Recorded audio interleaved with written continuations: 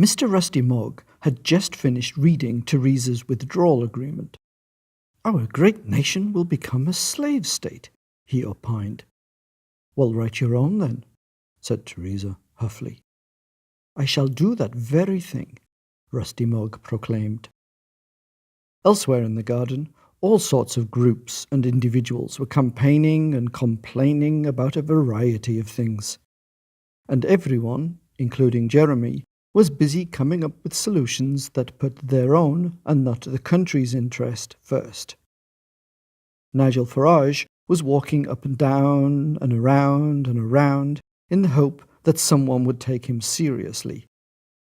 The Scottish and Welsh agreed with each other, but no one else. Mr. Fuddy-Duddy wanted things to go back to a time when they weren't. There were some in the garden that people never knew existed, and still others that people, quite frankly, now wanted to forget, like Boris.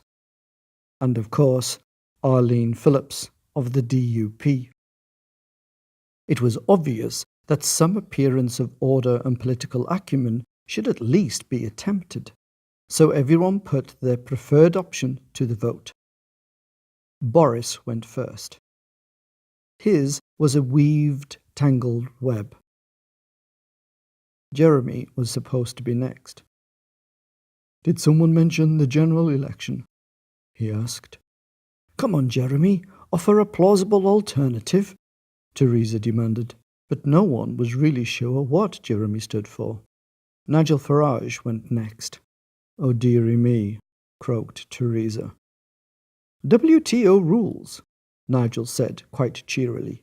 "Down with the elite," he added for good measure.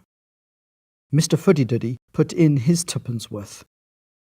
"Make this garden great again." And then it was Dougal's turn. "This will be a waste of time," said Teresa.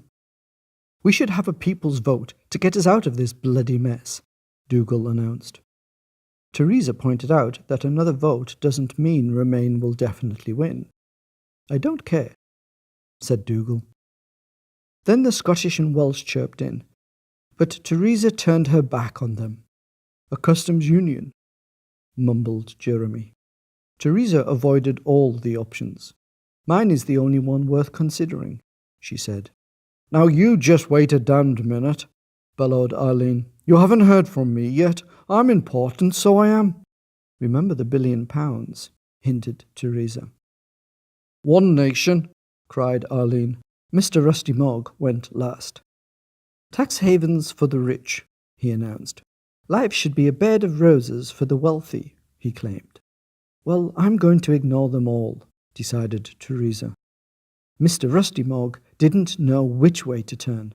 "The people demand the final say." "Let's be great again." "WTO rules," said Farage. "You've all got to listen to me. Listen to me." "Order, order," bellowed Zebedee. "What a right bloody merry-go-round this has become." And for once, everybody agreed.